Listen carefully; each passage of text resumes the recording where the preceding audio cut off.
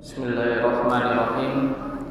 Assalamualaikum warahmatullahi wabarakatuh. Innal hamdalillah nahmaduhu wa nasta'inuhu wa nastaghfiruh wa na'udzu billahi min shururi anfusina wa min sayyiati a'malina. Man yahdihillahu fala mudilla lahu wa man yudlil fala hadiya lahu. Asyhadu an la ilaha illallah wahdahu la syarika lahu wa asyhadu anna Muhammadan abduhu wa rasuluhu alladzi la nabiyya wa la rasula ba'dah. Qala Allah ta'ala fi kitabihil karim ba'da a'udzu billahi minasy syaithanir rajim. Yarfa'illahu alladhina amanu minkum walladhina utul ilma darajat. Wa qala nabiyuna Muhammad sallallahu alaihi wasallam da'iyan ila Allah, Allahumma inna nas'aluka ilman nafi'an wa rizqan thayyiban wa amalan mutaqabbalan. Wa qala aidan Rabbana zidna ilma warzuqna fahma. Ibu-ibu jamaah pengajian yang dirahmati oleh Allah Subhanahu wa taala, pada kesempatan siang hari ini kita telah berkumpul di salah satu rumah Allah Subhanahu wa taala dengan tujuan untuk mempelajari ilmu dan juga untuk menambah ketakwaan kita kepada Allah Subhanahu wa taala. Dan pada siang hari ini telah terkumpul dua jenis kebaikan. Yang pertama adalah kebaikan ketika kita berada di rumah Allah Subhanahu wa taala. Sebagaimana sabda Rasulullah sallallahu alaihi wasallam yang diriwayatkan oleh Al-Imam Al-Bukhari dari sahabat Abu Hurairah radhiyallahu anhu. Beliau berkata bahwasanya Nabi sallallahu alaihi wasallam bersabda,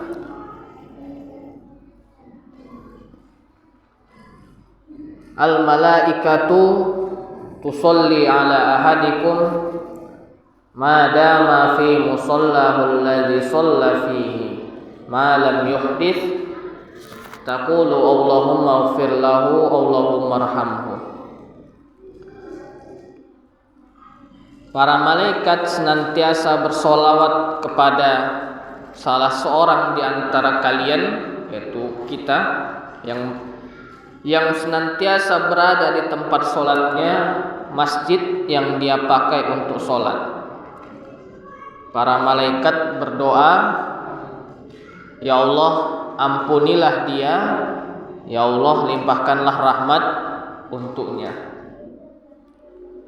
Maka kebaikan pertama yang kita dapatkan adalah doa malaikat bagi orang-orang yang berada di masjid, yaitu berupa sholawat, doa ampunan, dan doa kelimpahan rahmat. Kemudian keutamaan yang kedua yaitu adalah keutamaan menuntut ilmu. Sebagaimana sabda Rasulullah sallallahu alaihi wasallam, majtama'a qaumun fi baitin min buyutillah yatsluna kitaballahi wa yatadarasuna fima bainahum illa nazalat alaihimus sakinah wa ghasyiyatuhumur rahmah wa haffathumul malaikah wa dzakarahumullahu fi man indah. Tidaklah suatu kaum berkumpul di salah satu rumah Allah Subhanahu wa taala, yaitu masjid, mereka melantunkan atau membaca kitabullah. Kitabullah di sini ibu-ibu bisa bermakna juga hadis-hadis Rasulullah.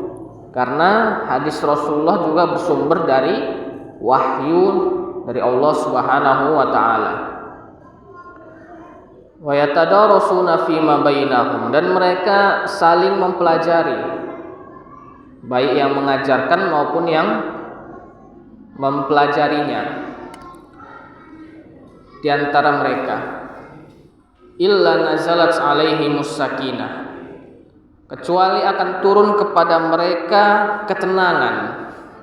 Wa ghasyiyatuhumur rahmah, dan mereka akan diliputi oleh rahmat Allah Subhanahu wa taala. Wa haffathumul malaikah, dan malaikat berbondong-bondong untuk menyaksikan mereka.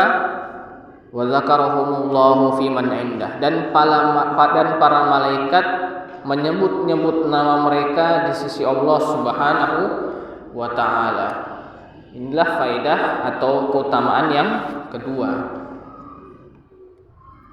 Maka ketika kita berkumpul di dalam masjid, mendengarkan kajian, mencatat faidah-faidah yang terdapat di dalamnya, maka ini termasuk ke dalam dua kebaikan yang sangat besar ini.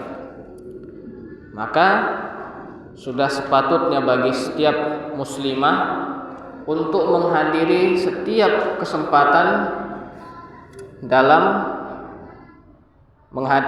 mengikuti atau menyimak majelis-majelis seperti majelis ilmu dimanapun tempatnya.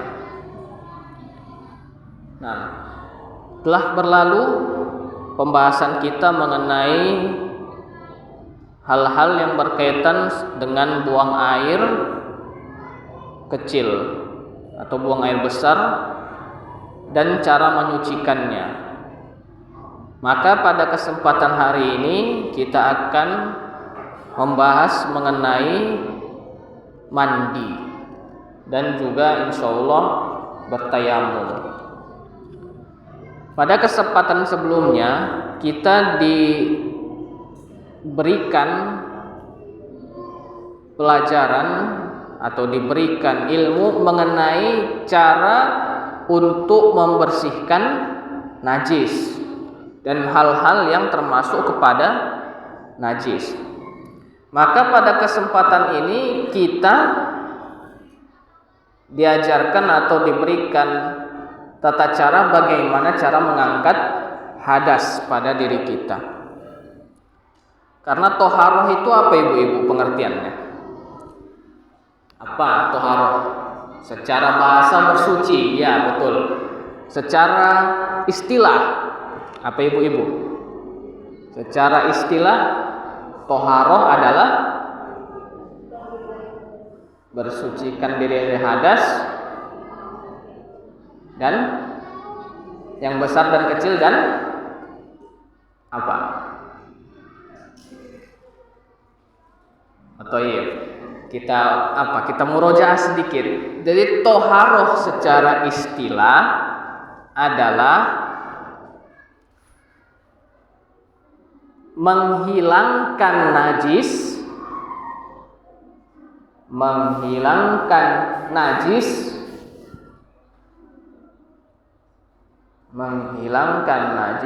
dan mengangkat hadas. Menghilangkan najis dan mengangkat hadas.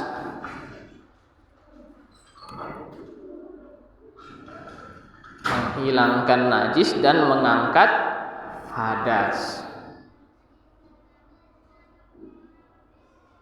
Najis itu adalah sesuatu yang bisa dirasakan, dilihat, dirasakan dan berbentuk. Nah, itulah najis ibu-ibu. Sesuatu. Sedangkan hadas itu adalah keadaan. Nah, hadas itu adalah keadaan. Maka ketika kita buang air, ketika kita buang air, kita istinja atau istijmar. Itu tujuannya untuk menghilangkan najis.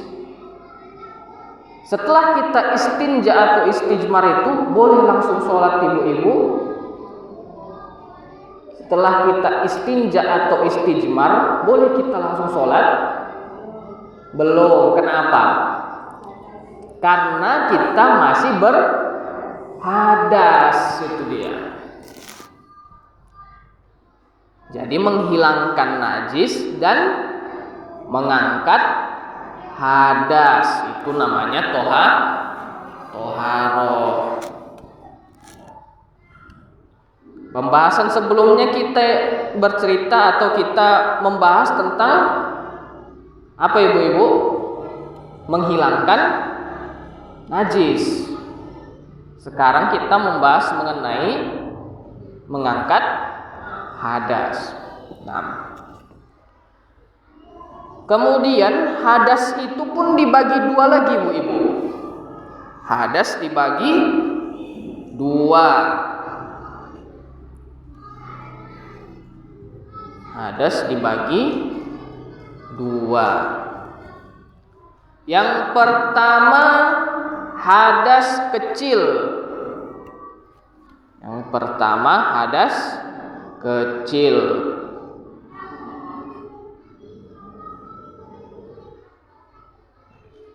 Diangkat dengan wudu atau penggantinya.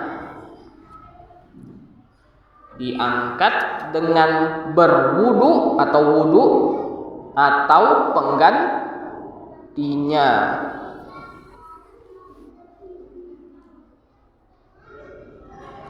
Hadas kecil diangkat dengan wudu atau penggantinya.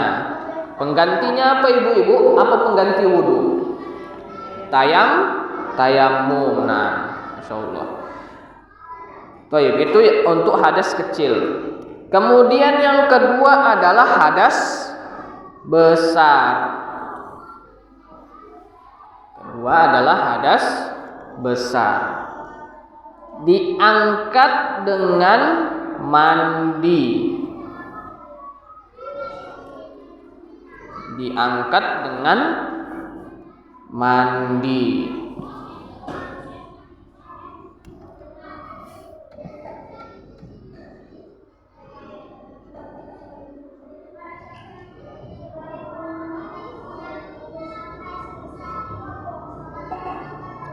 Baik. Untuk mandi ini, Bu, apakah mandinya itu sama seperti kita mandi biasa? Ibu-ibu, apakah mandi ini sama seperti kita mandi pada kesehariannya? Nah, itu ibu-ibu pertanyaannya. Sama atau tidak? Sama atau tidak? Tidak. Apa yang membedakannya? Apa yang membedakannya? Ngambil wudu satu, pakai niat. Jadi kita kalau mandi biasa itu ibu-ibu tidak berniat rupanya. Ya kan niat juga itu. Saya niat mandi untuk menyegarkan badan. Nah, itu kan niat itu. Nah, baik. Jadi perbedaannya adalah nanti insya Allah pada tata caranya. Pertama pada tata caranya, kemudian pada niatnya. Niatnya berbeda. Kalau niat untuk mandi biasa, macam-macam niatnya ibu-ibu. Ada yang niatnya untuk menyegarkan badan, untuk membersihkan tubuh. Nah, itu dia. Itu niat mandi secara umum. Tapi kalau mandi wajib atau mandi untuk tujuan mengangkat hadas, maka niatnya itu harus dengan niat mengangkat hadas.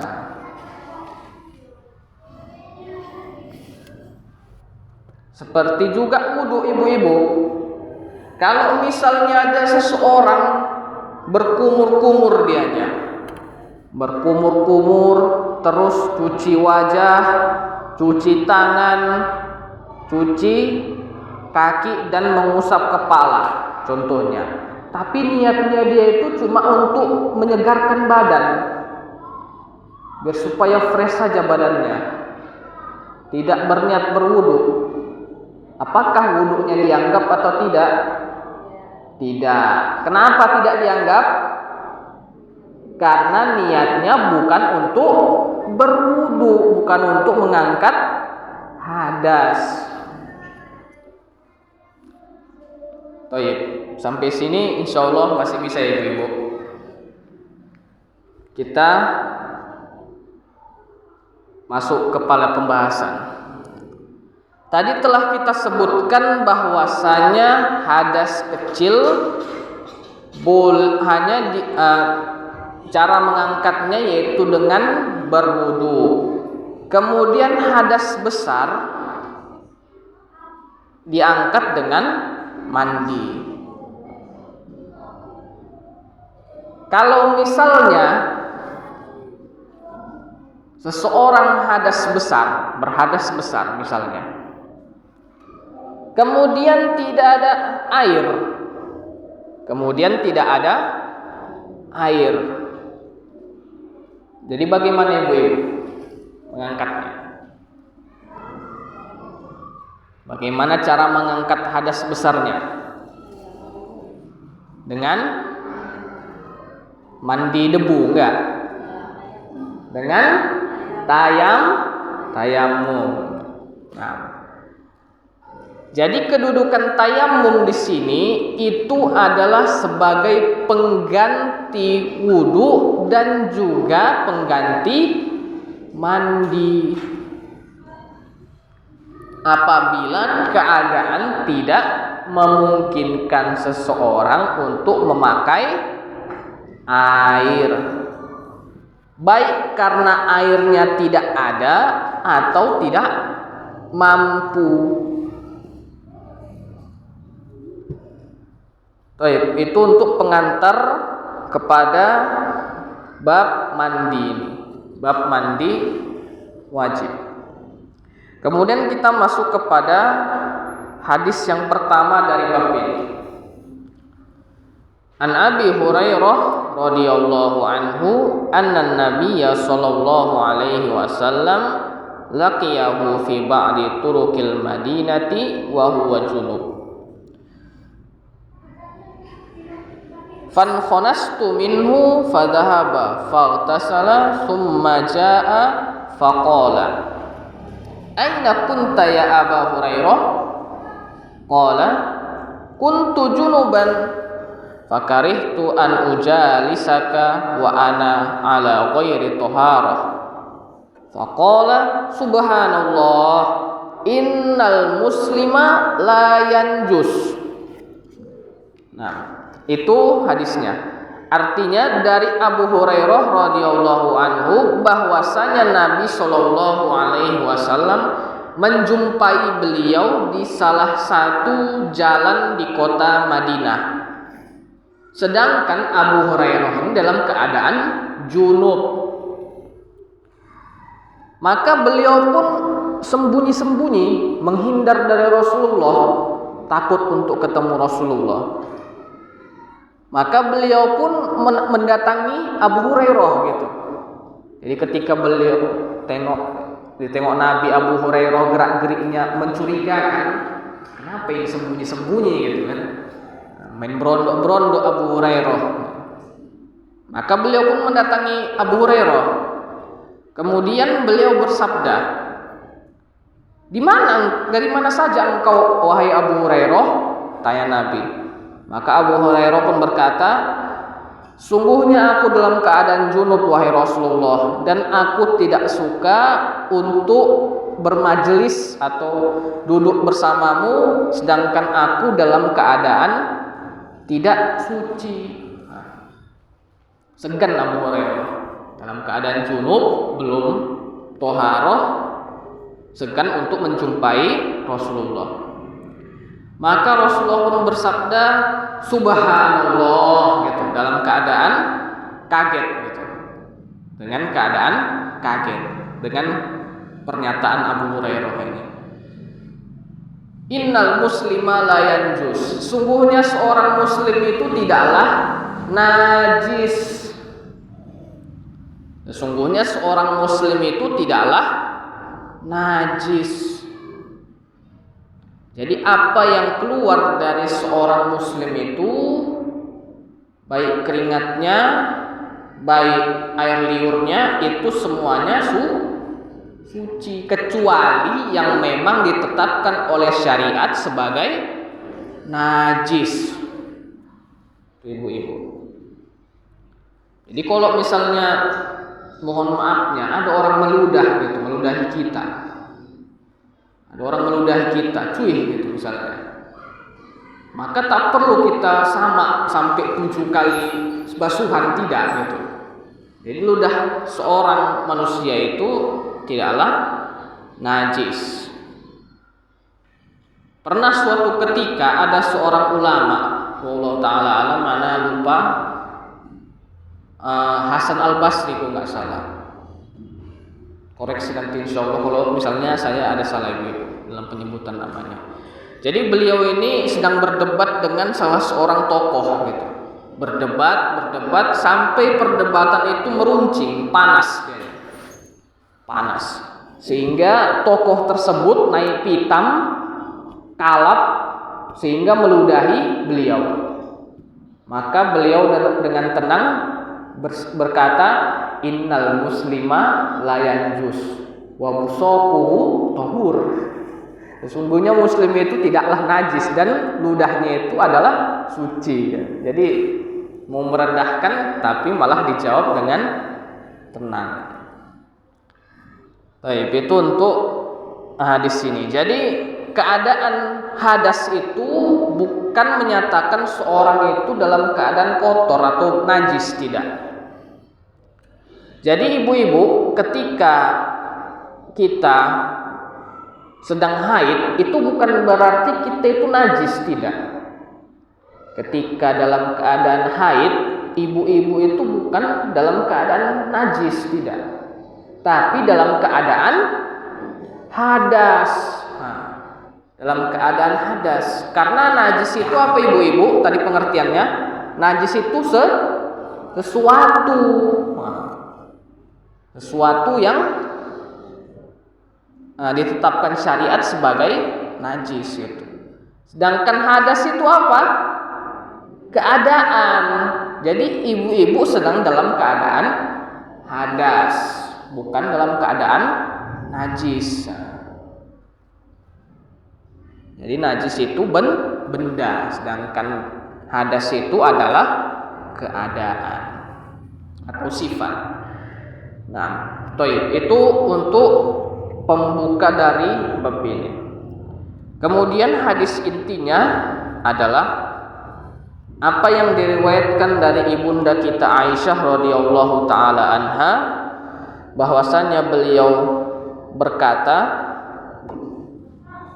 kana Nabi sallallahu alaihi wasallam idza tasala minal janabati ghasala yadayhi wa tawaddaa wudu'ahu lis-shalah thumma tasala thumma yukhallilu bi yadihi sya'rahu hatta idza dhanna annahu qad arwa basharatahu afadu alaihi al-ma' salasa marrat thumma wasala sa'ira jasadi wa kanat taqulu kuntu aghtasilu ana wa rasulullahi min ina'in wahidin naghtarifu minhu jami'an.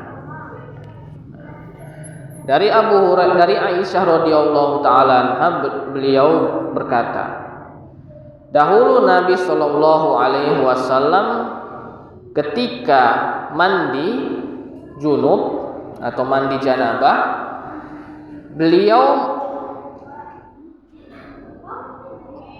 mandi dengan mencidukkan air dengan tangan beliau. Jadi dengan gayung, ibu-ibu, dengan gayung. Dan berwudu sebagaimana wudunya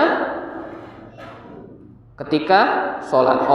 Ini pertama mencuci tangan, mencuci kedua tangan beliau. Pertama beliau mencuci kedua tangan beliau. Kemudian setelah itu berwudu sebagaimana wudu untuk sholat. Kemudian setelah itu barulah beliau mandi. Dan cara mandinya itu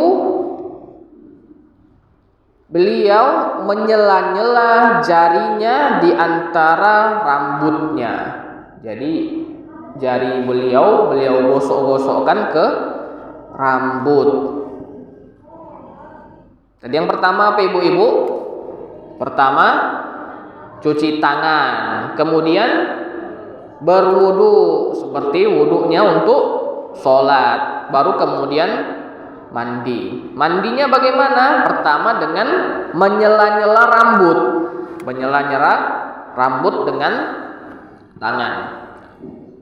Hatta idza zanna annahu qad arwa basyaratahu, sampai air itu terasa di kulit rambut kita. Sampai air itu terasa di kulit rambut. Jadi tidak cuma diguyurkan gitu aja ibu-ibu, tapi harus dipijat dianya di sela-sela sampai air itu mengenai kulit kepala. Nah, kulit kepala kita atau pangkal tumbuh rambut, terasa dia. Afadhu alaihil ma salasa marrat. Kemudian setelah terasa itu beliau mengguyurkan kembali sebanyak 3 kali. Tsumma ghassala sa'ira jasadihi, dan beliau mencuci seluruh bagian tubuhnya, seluruh bagian tubuh beliau. Jadi dimulai dengan menggosok-gosok rambut, kemudian mengguyurkan air sebanyak 3 kali, dan dengannya mencuci seluruh anggota tubuh. Dan Aisyah juga berkata, dahulu aku pernah mandi bersama dengan Rasulullah dalam satu bak yang sama. Kami mengambil air dari bak itu sama-sama. Jadi ada bak mandi, beliau mengambil air dengan cidukan, begitu juga dengan ibunda kita Aisyah radhiyallahu taala anha. Nah, sampai sini hadisnya jelas ibu-ibu, atau ada yang kurang bisa dipahami?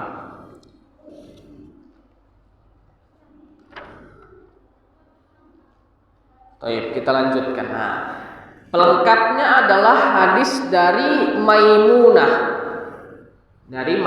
Siapa Maimunah ini?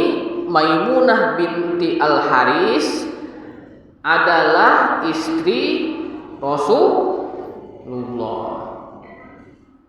Di antara istri Rasulullah ada yang namanya Maimunah binti Al-Haris. Jadi ibu-ibu, istri Rasulullah itu ada berapa? 10. Ada yang mengatakan 11 karena Khadijah atau Zainab bintu Huzaimah itu meninggal ketika Rasulullah masih hidup. Jadi yang masih hidup itu sekitar 9 orang. Nah, jadi istri-istri beliau itu ada 11 orang. Yang pertama tentu saja ibunda kita Khadijah. Kemudian ibunda kita Saudah bintu Zam'ah. Dan yang ketiga adalah Aisyah bintu Abu Bakar radhiyallahu anha. Kemudian Hafsah, kemudian Zainab bintu Jahsh, kemudian Zainab bintu Huzaimah, Maimunah binti Al-Haris, kemudian Sofiyah bintu Huyai, kemudian Udah berapa tadi ibu-ibu?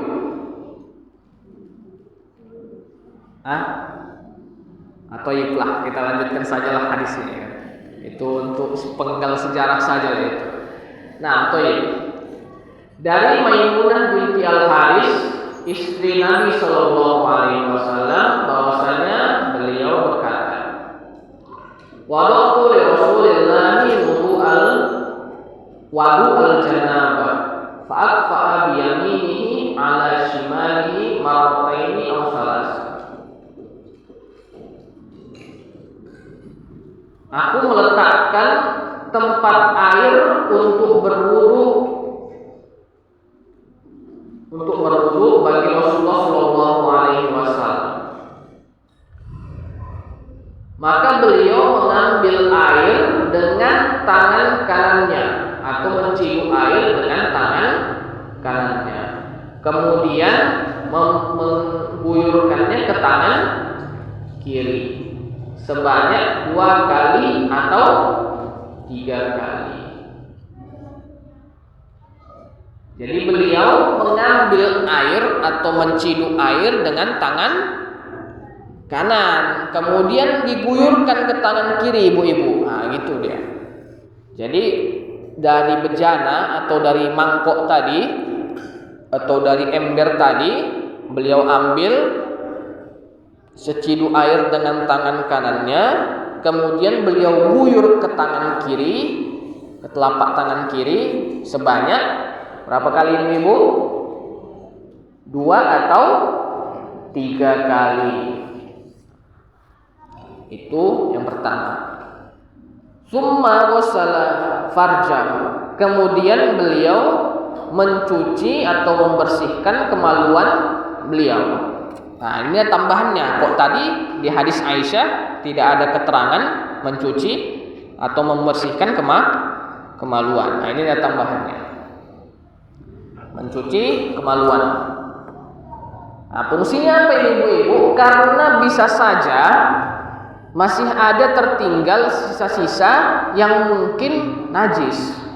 Nah, karena ada 3 jenis yang keluar dari kemaluan itu selain air seni yang sifatnya berbeda-beda.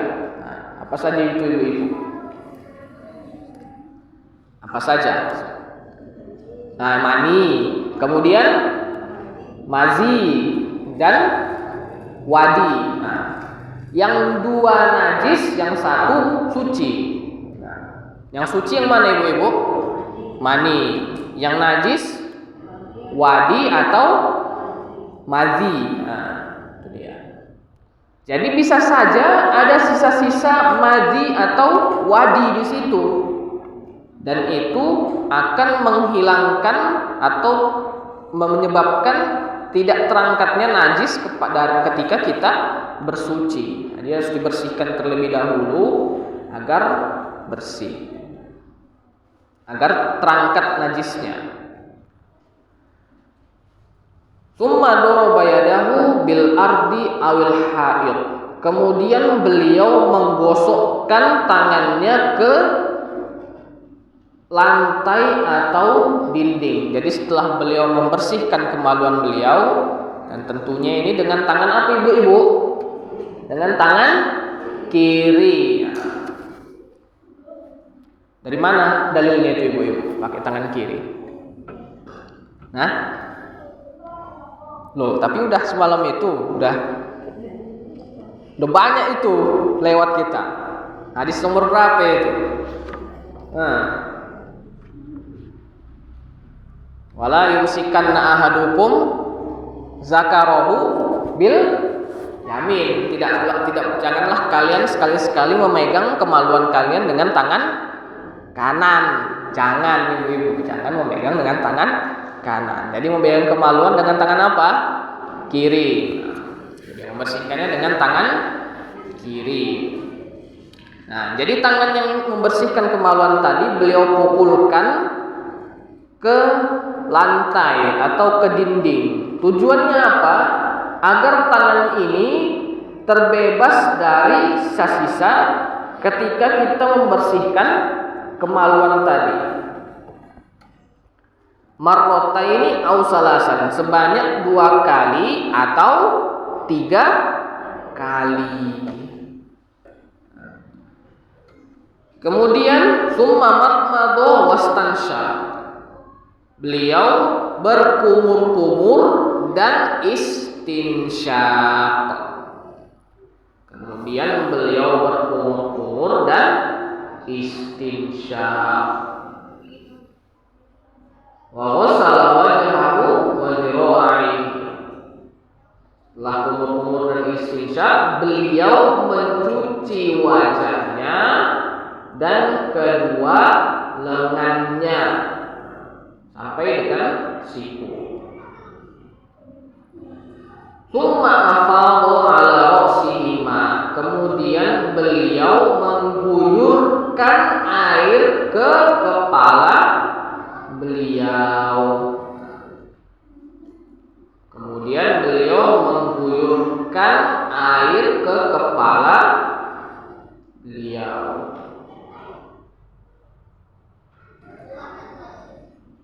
Summa ghassala jasadahu, kemudian juga beliau mencuci tubuhnya. Summa tanaha fa ghassala rijlaihi. Setelah itu beliau menyelesaikan mandinya dan mencuci kedua kakinya.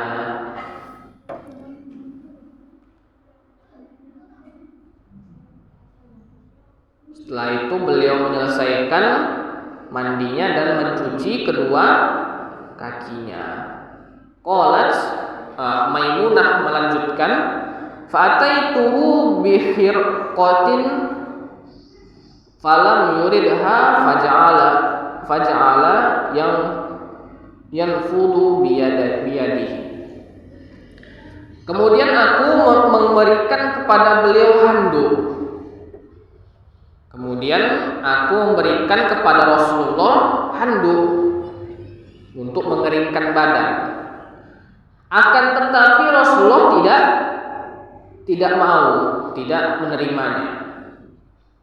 Kan biasa tuh ibu-ibu kalau habis mandi pasti handukan, ya kan? Tapi kalau untuk janabah, beliau Rasulullah SAW tidak mengeringkan badannya dengan handuk, melainkan dengan mengusapkan tangannya ke tempat-tempat yang masih dirasa basah.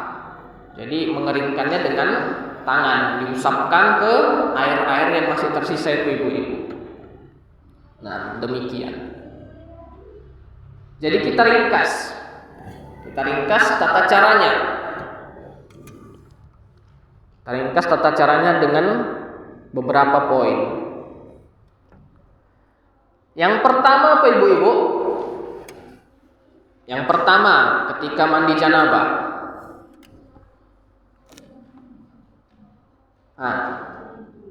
Yang pertama apa ibu-ibu? Niat.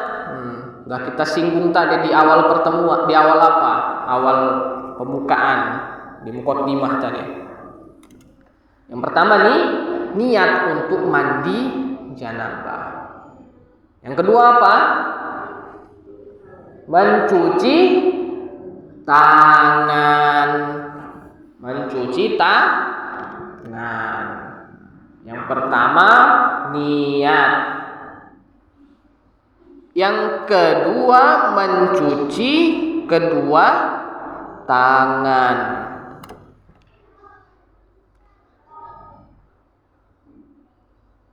Yang ketiga berkumur-kumur, istinsyak dan istinsar. Ya, masyaallah. Oh ya, betul. Masyaallah. Syukran ibu. Terima kasih atas masukannya, atas kritikannya. Mencuci kemaluan tadi. Setelah mencuci tangan, mencuci kemaluan yang nomor 3.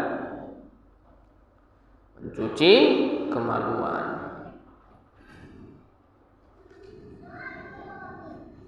Yang keempat, menggosokkan tangan ke lantai atau dinding.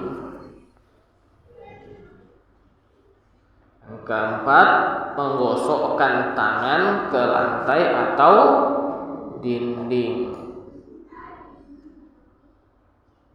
Barulah setelah itu yang kelima, berkumur-kumur, istinsyak dan istinsar.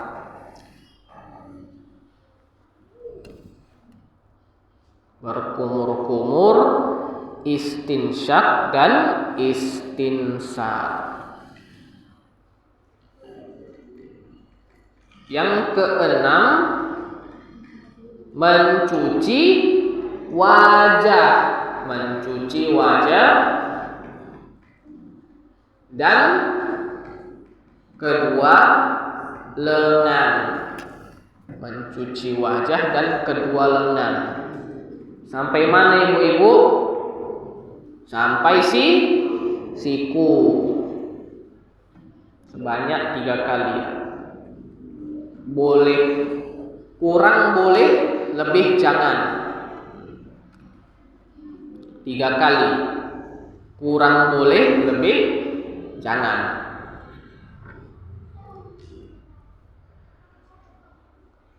Setelah itu apa? Nomor berapa tadi? 7. Nomor 7, mengguyurkan air ke kepala. Mengguyurkan air ke kepala dan menyela-nyela rambut. Mengguyurkan air ke kepala dan menyela-nyela rambut. Yang kedelapan, meratakan air ke seluruh tubuh. Meratakan air atau mengguyur air ke seluruh tubuh.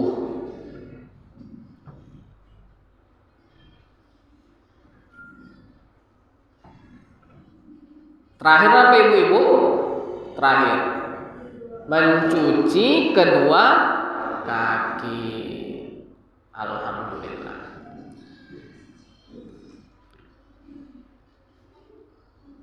Ngeringkan pakai anduk?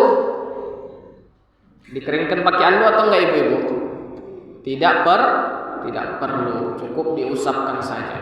Tapi kalau buru-buru tidak mengapa.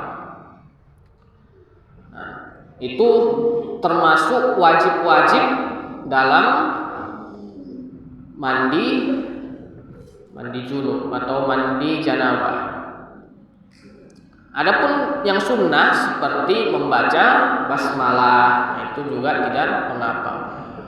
Kemudian masuk kamar mandi dengan kaki kanan, mencuci bagian tubuh sebelah kanan terlebih dahulu, nah itu termasuk sunnah.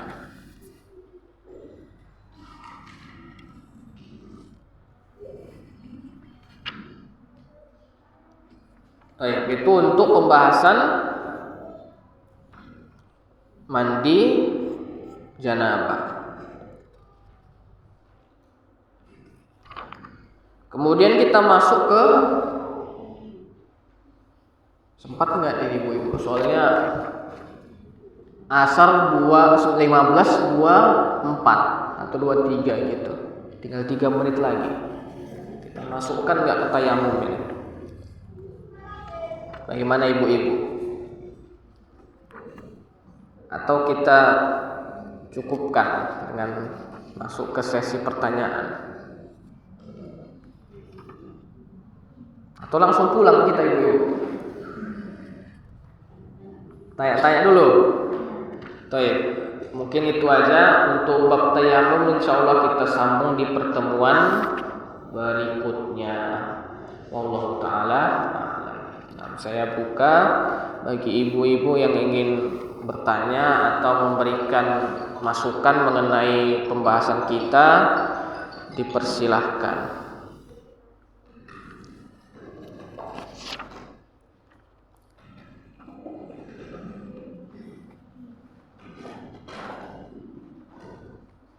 Ya, silahkan Ibu. Kalau selama ini kita kan belum tahu ilmunya itu, bahkan yang mandi ini Ustaz. Iya Ibu. Gimana Ustaz dengan sholat kita? Bismillah. Jadi untuk hal-hal yang berkaitan dengan mengerjakan sesuatu tanpa ilmu itu dimaafkan. Jadi ada agama kita ini mengenal al-uzru bil jahl, memberikan uzur kepada orang yang belum tahu. Jadi kalau orang belum tahu itu dimaafkan sampai dia tahu. Orang yang belum tahu itu dimaafkan sampai dia tahu. Jadi kalau misalnya ada seseorang gitu, misalnya ini ibu-ibu, ada seorang yang baru masuk Islam, ini mohon maafnya, ada orang yang baru masuk Islam, dia pingin sholat tapi dia tidak berwudu. Dia pingin sholat tapi dia tidak berwudu, langsung dia sholat masuk masjid tanpa berwudu contohnya.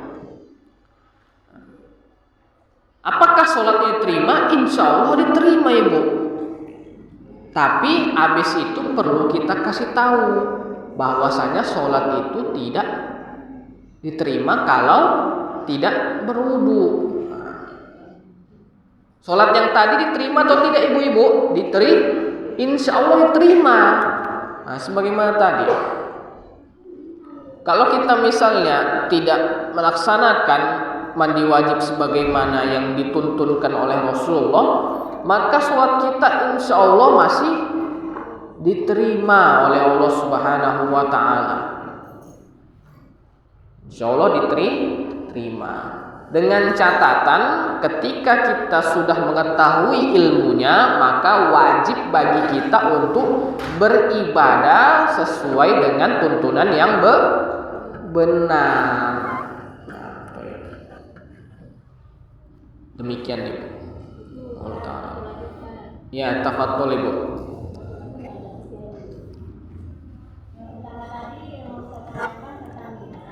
Iya Ibu.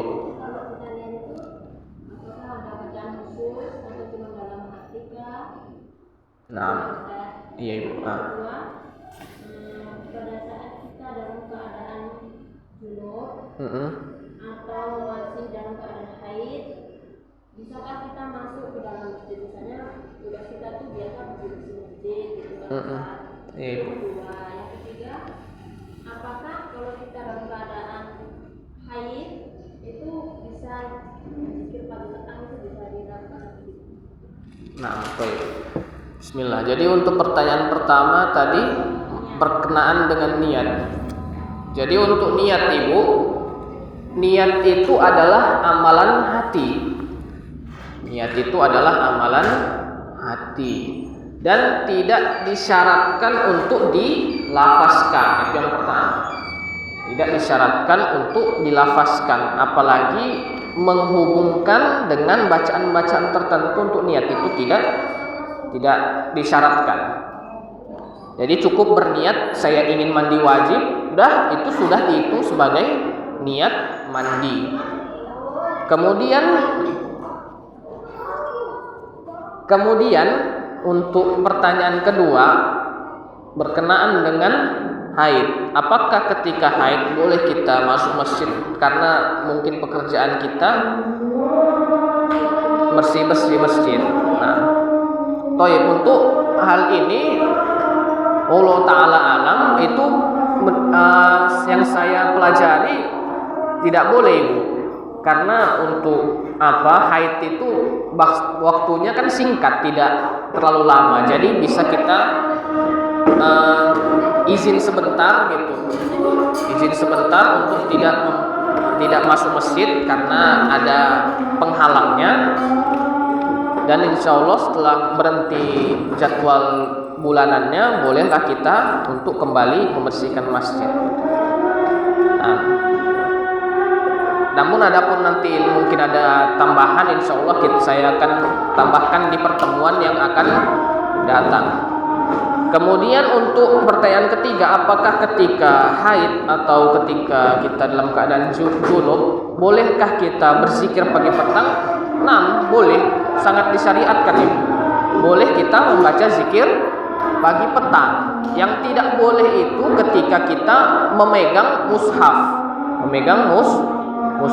memasuki masjid, kemudian sholat beribadah, nah itu tidak boleh. Karena kita masih dalam keadaan hadas.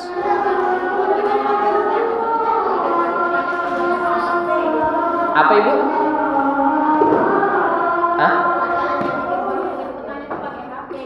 Oh iya, tidak masalah Ibu, tidak masalah. Yang tidak diperbolehkan itu memegang mushafnya gitu. Lamsul mushaf tidak. Tapi kalau sekedar untuk berzikir memegang HP ya tidak masalah. Nah, mungkin itu saja ibu-ibu. Apabila mungkin nanti ada tambahan berupa informasi yang bermanfaat atau tambahan dari pertanyaan yang ditanyakan tadi, insya Allah akan saya sampaikan di pertemuan yang akan datang. Itu saja dari saya. Apabila itu berupa hal-hal yang bermanfaat, maka itu datang dari Allah Subhanahu wa Ta'ala. Dan apabila itu berupa kekurangan dari segi penyampaian ilmu dan juga ilmu yang saya miliki, maka itu dari saya pribadi yang banyak kurangnya. Pada Allah saya meminta ampun, kita meminta ampun, dan kepada ibu-ibu sekalian saya mohon maaf. Saya tutup dengan doa kafaratul majlis. Subhanakallahumma bihamdika, subhanakallahumma bihamdika, asyhadu an la ilaha illa anta, astaghfiruka wa atubu ilaik. Assalamualaikum warahmatullahi wabarakatuh.